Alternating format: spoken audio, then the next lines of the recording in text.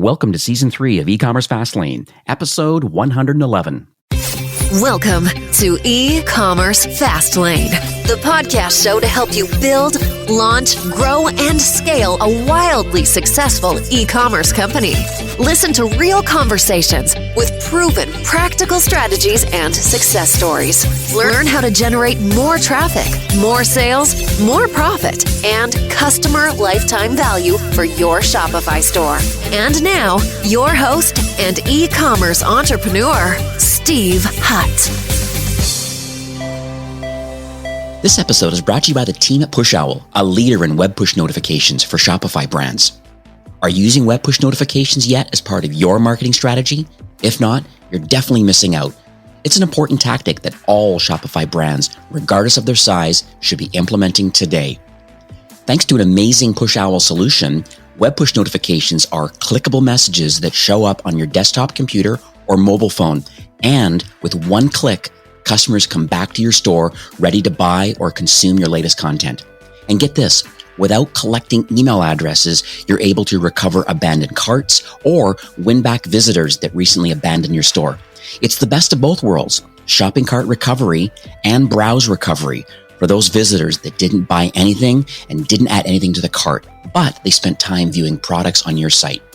Imagine being able to send push notification broadcasts to all your subscribers or a segment of them with a new collection launch or a flash sale or BFCM or holiday promotions or, just engaging them with your new branded content from your blog.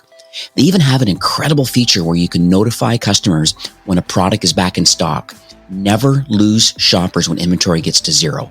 You can now send automated back in stock web push notifications to bring those interested shoppers back to your site.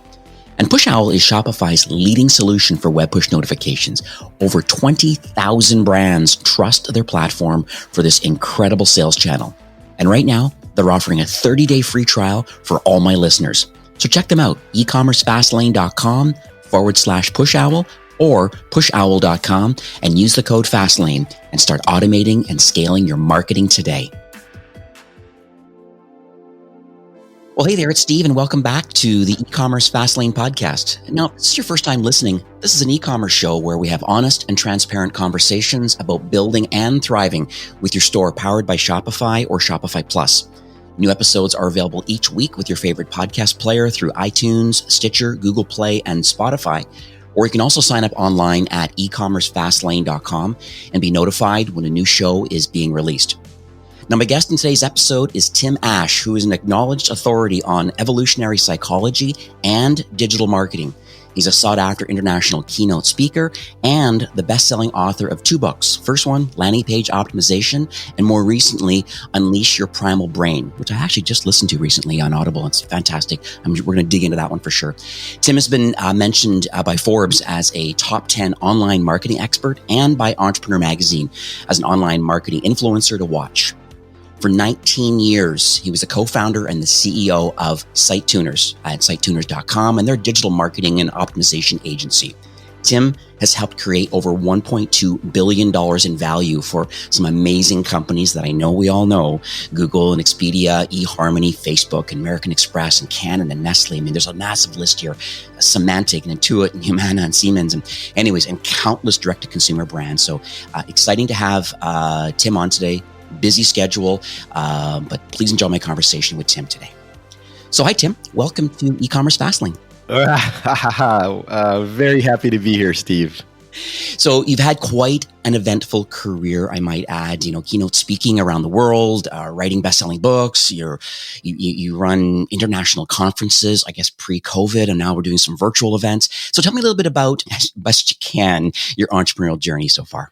Sure. Well, I've worked in a variety of high-tech companies. When I started university at UC San Diego, my undergraduate majors were in computer engineering and cognitive science. And then I stayed there for graduate school in what would neural networks, or what would now be called deep learning or machine learning or AI.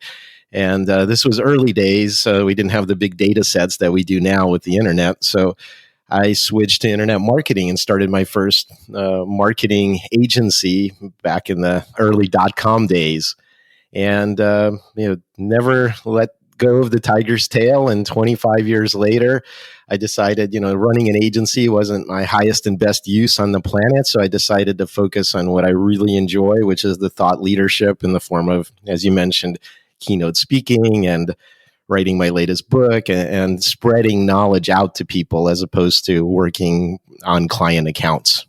Right. And so I did mention a little tiny bit at the top of the show, but you've worked with a lot of some really great e-commerce brands, some of the largest brands, I might add. And what are some mistakes that you see kind of consistently some of these e-commerce brands are making today? Well, if we restrict, people have different definitions of e-commerce. So I just want to start there. Mm-hmm. For some, e-commerce is any website that has a checkout, anything where you sell items directly. And for others, it's more restrictive, and I'd say it's a e-commerce catalog. And that's, I think, a more standard definition, if you will. So you sell lots of different items. You have a homepage, category pages, search results pages, and then product detail, and so on. It's not a website where there are 2 or 3 things for sale, and those are only incidental. I don't know, is that a fair definition, or how would you agree with that? Yeah, no, totally would agree with that, yes. And so in the case of large catalogs, I would say the common mistakes that I've seen in my career is, one, is gratuitous use of motion and wasted real estate on the homepage in the form of giant sliders. Everybody seems to have those. Yeah. Yeah, and that's a big no-no in my book. I talk about, I have a whole e-commerce best practices section in my landing page optimization book, and I devote a page to why sliders are an evil that should be immediately removed from your site. Yeah. Well, what part of it I find too is that it doesn't position the brand well enough. I think with having motion, and I think when people have a lot of different slogans or taglines or kind of links and things going out to maybe other different sections on the site, they think they're trying to blast all of their bullets out on this highly sought after piece of real estate, versus maybe having a proper positioning statement or something, one thing that's very important, that's key to why someone should click through, or why has someone shown up on this particular website, having one message and one brand image. Yeah, and I would go further than that. I would say that I'll enumerate the reasons why you shouldn't have a slider on your homepage. The one that you mentioned is by far the most important. Our brains, from an evolutionary perspective, are designed to notice things moving in our visual field. It kind of has a little survival value, if you know what I mean. Right. The bear is coming to eat me. I need to know what direction and how big it is, right? Yeah. So they are an interrupt. They're the nuclear option. In the face of motion, graphics won't get looked at. And even in the face of graphics, text won't get read. So anything that's graphics or text on your site can't possibly compete with that atomic bomb of a slider on your homepage. And another reason that they're really bad is because it's trying to pretend you have more real estate than you really do. So everybody wants a piece of the homepage, and look, we can add another frame to our slider. Well, great, thanks. So now I have to sit through a longer commercial. Nobody likes to do that on broadcast TV. They certainly don't have the attention span to sit through 5 3-second sliders to make sure they saw every frame of the crap you're trying to throw at them on your homepage. Mm-hmm. So it's really an editorial problem. You can't decide what's important, so you're trying to cram it all in there and make everybody happy, except your site visitors that are trying to give you money. Right. Yeah, totally with you. I do a lot of site audits for the brands that I manage inside Shopify Plus, and that's one of the things I'm definitely in alignment with you. When I see those sliders, that's the first thing I talk about, is we have to position it correctly with one hero image, at least as part of this current quarter. Whatever your content strategy is, or how you're trying to position the brand, let's find the right image, and let's find the right call to action, and let's move people through the funnel quickly to what it is that you're trying to sell. Yeah, well, Steve, I'll go a little further and be more radical. I think that even the notion of a hero shot on the homepage is also inappropriate. It's still a giant waste of real estate, and it's precious real estate. We're talking New York, Hong Kong, London type of real estate at the top of your homepage, right? It's very expensive. So the problem with hero shots is you don't have, usually in a large catalog, one hero product. Now, if you're Apple, that's different. If you're launching the iPhone 12 or 27 or whatever the latest version is going to be, that's $1 billion launch for you. And so it makes sense to take over the homepage of apple.com and say, iPhone 12. And that's all it's about. But if you're selling a catalog with hundreds or thousands or tens of thousands of SKUs, chances are even your best-selling product or the one you want to feature isn't going to sell more than 1%. So why are you giving it all that space? I say give the space to permanent category-based navigation. And if you want to have a featured sidebar and have a couple of 2-3 products on the side, that's fine. But you can't take over the top of the page with even one hero image as far as I'm concerned. All right. That's definitely noted.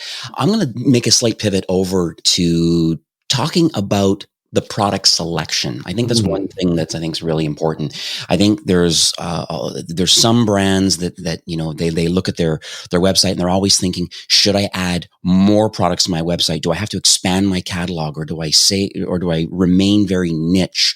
So let's talk about that, because some brands, they think that, wow, they believe that they're the Amazon of their category. And yes. Oh, that's such an evil phrase. So I'd love to hear how you think about this, about small to large catalog. Absolutely. So first I want to me, this is related to information architecture and how you organize your site, your categories and your subcategories. So one of the things that many companies, the mistake that they make in terms of their information architecture is that they have essentially too many niche categories exposed all at once. And, if you've ever seen a fly-out menu with dozens of sub-menu items on it, it's ridiculous, right? I know. It happens all the time. That's information overload. Asking for my conscious attention is the hardest thing you can do. So if you want me to read a list of 20, 30 text labels and figure out which one to click on, that's an expensive task. That's asking for my attention. So one thing I would say about information architecture is don't be afraid to go narrow and deep. Make someone click 3 or 4 times to get to products. Each one is a narrow choice, though, no more than 3 to 6 subcategories. But each click doesn't matter. It's the fact that it gets me closer to my goal. So related to that is the idea of don't expose products at too early in the game. If you're going to throw up all over me and say, here's 300 products, pick one, that's, again, too much work on my plate. So keep your information architecture, your category hierarchy narrow and deep rather than wide and bushy and exposing too many choices all at once. And don't expose products until that very last step, until you have a manageable set of them to show me. Which also plays into another answer to your question, which is you want to have clear distinctions between your choices. Being the Amazon of your category and saying, look, we have in this subcategory 30 lookalike products. They all kind of look the same. They cost about the same, and they have very similar features, but you can have them all. Well, again, that's not doing me any favors. So what you want to do is have clear differences in your product line. Good, better, best. A high-end luxury anchor that you don't expect people to buy, the real thing that makes you the most gross margin in terms of volume and profit margin, and like a cheap alternative so that they don't run away if they're really price sensitive. So you should have 3 to 4 or 5 choices presented on a single screen once you get down to that final result set. So I often encourage our clients when I ran the agency to really cull their product selection and get rid of similar lookalikes. I see. Now, what about featuring new products on the home pages? I find a lot of premium themes that are available, even some of the free themes that are out there when people are just getting started. For some reason, they seem to want to use a lot of that real estate to kind of show, specific products that they really want to push. Either it's new or it's overstocked or whatever it is. I'm just curious on your feedback about how you believe a homepage should be designed. Yeah, so I think that, as I mentioned, there should be a balance between, I guess we'd call permanent navigation and featured stuff. I see. Okay. And so you should have tile-based category links, rather, Right. and it's kind of eye chart style. They don't all need to have the same prominence. So the biggest category, you might actually even expose some subcategories within that tile. Smaller categories are smaller and just feature the main category and so on. And then down at the bottom, you might just have text links instead of tiles, or even a see more expansion if you have a bunch of miscellaneous garbage that you need to find room for. Don't show all of that at once. And then on the right-hand side, you might have some featured items, or our fall collection, or our latest stuff or newest or maybe clearance. But the balance of that's important. I would never go below 50% for permanent navigation. In many cases, I've seen it 75 or 80% for permanent navigation. And then that featured column is small down the right-hand side. And again, even in the featured column, you might feature collections of things as opposed to individual items. So the focus should be on permanent navigation. Most people aren't frequent visitors to your site. They're not looking for the latest unless you're a fashion brand. And even then, your fall collection, it shouldn't take over your whole site. So I'd say keep that stuff to 25% or less on the right-hand side of the homepage. So let's talk about BFCM and holiday time. I find with social distancing, retail, certainly large retail, making decisions to not be open during BFCM just for a lot of health reasons, and they're pushing a lot of their business online. I find that people are shopping early. I'm worried about supply chain, even the fulfillment partners of FedEx and UPS and United States Postal Service and whatnot. So I would love to have your kind of on the ground feeling about what can brands or what should brands be doing today as it relates to BFCM and holiday time. And is there anything specific on a website that, or a strategy or a tactic that needs to be implemented like 100% when it relates to where we're at right now in the world? Well, I think in terms of holidays or special events, if you're highly seasonal and occasion-based, you should definitely, that's what the featured part is for. So again, on the homepage, if you have the permanent navigation by categories, but here's our Christmas collection or our Mother's Day collection or whatever the upcoming occasion is, that's what you use featured for. And then it should be highly curated and not just a grab bag, not just a subset or sprinkling of things you wish you could sell to those people, but actually something relevant and thought through. This is our editors, our buyers have combed the world and they've decided, that this is some unique gift ideas or what have you, and something that has some thought into it and actually feature the fact that you're an editor or a curator of your choices. Again, don't overwhelm with choice and just hope that something sticks because you threw it up against the wall. The other thing that people are mostly concerned with is Amazon has set an expectation. Amazon has set an expectation of delivery time and cost. And that's where if you can do free shipping, and if you can have free shipping on some kind of express option, then they have a reason to work with you as a niche retailer. Otherwise, in New York City or even parts of San Diego where I live, it's 2-hour delivery. I mean, how do you compete with that? Instant gratification. They're closing that gap. So that's another important one. Don't think about your products, but think about those intangibles like delivery time and cost, and also access to your people. One of the things that niche retailers have an advantage in is knowledge of their product line. So I encourage you to make your people available in chat, on the phone if it's possible, and say, we're experts and we're happy to talk to you and share what we know. It's not like that dehumanizing visit to say Home Depot, where it's this giant warehouse store and a few guys running around in orange aprons getting paid minimum wage that don't even know what aisle what you're looking for is on. So you be the expert, you be the value add, put yourself forward and feature both your small-timedness, not your Amazonness, but your small-timedness and your accessibility. Mm-hmm. So I would totally agree about the being available for customer service wise, like through chat. I've even seen a lot of great solutions now that are, you can go to the Shopify App Store and find some of these solutions, but people are actually doing video now on the product detail pages, almost as you said, this human part of saying, hey, we're here right now. We can offer some kind of a guided selling and actually show some of the products. Sometimes even people working from home, they still have access to a lot of the great products that they can show, and or they can click around and co-browse with people. So some really neat solutions that just add that personality to it. I'd also add things like chatbots. I think, people are coming to the website and they want to be able to be routed to finding the answers that they need right now. And if a chatbot can help them, tracking number, hours of operation, do you have any buy online and pick up in store? Is this thing going to make it in time for Christmas? Like these sorts of basic questions, these can be queued up quite quickly from within a chatbot solution. But if you really want to talk to somebody, perfect. Click a button, boom, then you have access to an agent. Yeah, and also I would add another functionality that I don't see kind of out of the box and setup of e-commerce software is wizards. I'm not talking about anything complicated, but basically a series of lightbox popovers with 2 to 4 way mutually exclusive choices. Mm. Ask me a simple question, I'll give you an answer. Kind of like the same way you fill out your tax software. Did you live in the country more than 6 months this year? Yes or no? Well, anyone can answer that, right?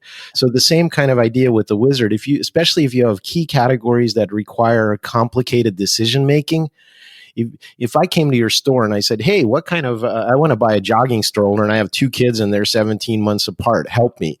And you'd say, oh, great. How old are your kids? Okay. And do you go off road or do you just jog on regular, paths and so on? And is it rainy where you live? And you might ask me 3 or 4 questions and you go, okay, here's 3 different jogging strollers that you should consider.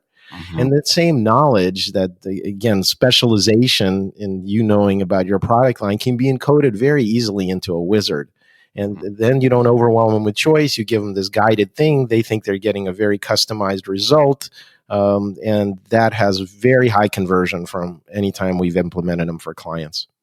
And I recently interviewed the team over at Octane AI. And so they're a Facebook Messenger bot. And they recently added on functionality in this tool now to offer quizzes, or as you're calling them, wizards, but actually helping you ask a couple key questions to help filter your way down. Like they use the skincare example. Do you find your skin oily or dry? Click. Right. Next question, next question, next question. And you know what? They have Facebook pixels firing for every time you continue down that journey. So there's still some, even though they're anonymous site visitors, and if they're not logged in, you're still able to remarket them because you know how far they went through the journey of answering the right questions. That's right. And I would say even more, it's market research. So if you build the wizard yourself, and again, it's not that hard. It's lightbox popovers with questions in them. If you build a wizard yourself, you're collecting market research information. And if you're doing in any kind of intelligent segmented email follow-up, you also know how they answered those questions. So your follow-up email sequences aren't going to be generic. They're going to be totally on target, and they are much more likely to buy after being exposed to those. And then you get aggregated research too when you combine what percentage of people coming to our site answered it this way. That's also really valuable. Mm-hmm. So, Tim, this show has a diverse range of Shopify entrepreneurs that listen each week. And, from your vantage point, I think it's quite unique. What do you believe direct-to-consumer brands should be working on today? We've kind of went a little bit into it all so far about the holiday season, but just overall, what sort of things can people implement and then have that same momentum carry forward into next year? Sure. Well, I think one of the huge problems with e-commerce catalogs is that they're completely generic. Everyone's trying to be big. Everyone's trying to say, like, we're the Amazon of our industry, as you mentioned earlier. And the problem with that is you end up having these generic e-commerce store, buy crap from us. And again, what's lost there is not just the knowledge, the deep knowledge, like we were talking about wizards or customer support or product knowledge, but is also any kind of personality. So I think that one of the durable ways that niche retailers can compete is by clearly identifying what they stand for in their tribe. Okay, we're trying to appeal to these people only. So being niche is critical. And then the way to survive is to actually have personality in terms of both your editorial tone and creating what we often develop for clients that we call an origin myth. I was in the world, I saw this problem and I decided to go slay dragons, and I had adversity along the way and I overcame them, and now I want to share it with the world. Your classical, what's called the hero's journey in storytelling. It's been with us for thousands of years, and it's a very effective story form. So you need that origin myth about your founders, about your business, how you're trying to make the world a better place, because you can't win on price and you can't win on delivery or selection. You can't win on any of those things. So, but you can say, I stand for something, and it either attracts your tribe or it repels people that don't even have a clue. That's okay. So stand for something. Don't try to be generic. Right.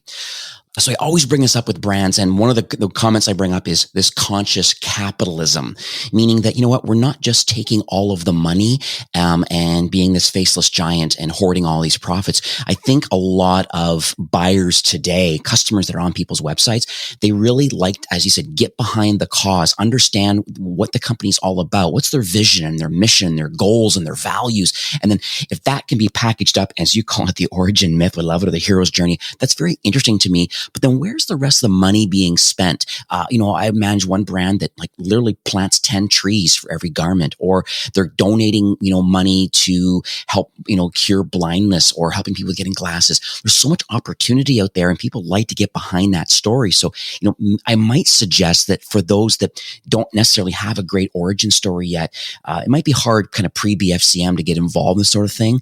But man, it's something you really need to think about for Q1 of 21 of how do you position your brand? Well, I would say that if you don't have an origin story, you need to make one. It's not that you don't have one yet. You can always create one based on your past experience. I was recently doing a boot camp for getting on TV, and I love this phrase they use: your mess is your message. You don't have to be clean or polished. You have to say, out of your adversity, out of your travails and problems is where the idea for this business grew and your mission grew. But dig, there's another friend of mine likes to put it, there's a pony in there somewhere. Find your origin myth. It's there already. You just haven't articulated it yet. I see. So Tim, we are nearing the end of the show for today, but do you have any closing comments or any takeaways that you would like to leave with our listeners today? Yeah, absolutely. One of the things I wanted to touch on is you'd mentioned I've written 2 books. One is the landing page optimization book, and that's about conversion rate optimization, making websites more effective. It's kind of the Bible in the field, and has a whole section on e-commerce best practices. But my latest book is called Unleash Your Primal Brain. And this one is available in ebook, audiobook, and pre-release copies from me directly until the official launch in April in paperback. But that one is about evolutionary psychology. And I think one of the mistakes we make as internet marketers is focusing too much on the technology. It's slider this, it's hologram that, it's virtual reality or 360-degree tours tomorrow. That stuff's great, but you still have to influence the human mind. And so I think the fundamental, if you want to be successful as a marketer, is to understand how the mind evolved and how it works and all of the subconscious shortcuts that we take when we make decisions. So I strongly recommend reading my latest book, Unleash Your Primal Brain. You can get info at primalbrain.com about all the different formats. Perfect. And I actually used one of my Audible points and downloaded your book, and I'm about 3/4 through it. And it really was eye-opening for me. And I'm not just saying that because I have the opportunity to interview you today. It was something that I had a cursory knowledge of, but it's quite interesting to understand, as a marketer, there's definitely value in this book to learn as to why people do what they do, because there's history, literally history of human beings as to why people do what they do. And I think understanding that will help you become a better marketer. Yeah, and a better person. To be clear, it's not a neuromarketing book. It's not applied to marketing. It's the why behind our evolutionary psychology. So it'll help you in business and marketing and persuasion, leadership, all of that. It'll also help you in personal relationships and your cultural tribes. And it'll help you on a personal development level, understanding how your brain works, how to try to be happy in life, and how to find meaning in being a human animal. Beautiful. So Tim, I know we spoke offline before recording today, and I understand that you would like to offer the listeners a little bonus. Can you share some of those details? Yeah, absolutely. If you have an e-commerce store and you do over $1 million a year through your store, I would be glad for the first 5 companies to offer a 30-minute digital strategy discussion. And in order to take advantage of that, just email me. My email is tim@timash.com. And for the subject line, put Steve Hutt. Okay. And that way I'll know that it came from this podcast. And I'm only doing the first 5 that qualify. So I suggest if you're interested in this, that you act on it right away. I bet you those will go quite quickly. I'm pretty sure, yeah. Well, as you know, Shopify's mission really is to make commerce better for everyone. And based on our conversation today, it's very clear that, you really are in tight alignment with wanting to help, Shopify commerce brands really to, improve efficiencies, grow revenue, and build lifetime customer loyalty. And I just wanted to thank you, for coming on the show today, offering this e-commerce strategy. I think this is fantastic, getting this free strategy for 30 minutes for the first 5 qualifying customers. And, I know you can offer a tremendous amount of value to scaling Shopify brands. And just want to thank you for taking time today. Definitely, I know you're a busy guy, sharing your knowledge and your vision, and just at the end of the day, just giving back to the Shopify kind of entrepreneurial ecosystem. Yeah, it's been my pleasure, Stephen. And just on a final note, if anybody wants a brutally frank, your baby is ugly review of your website, I do those formally as well. And you can get information at timash.com.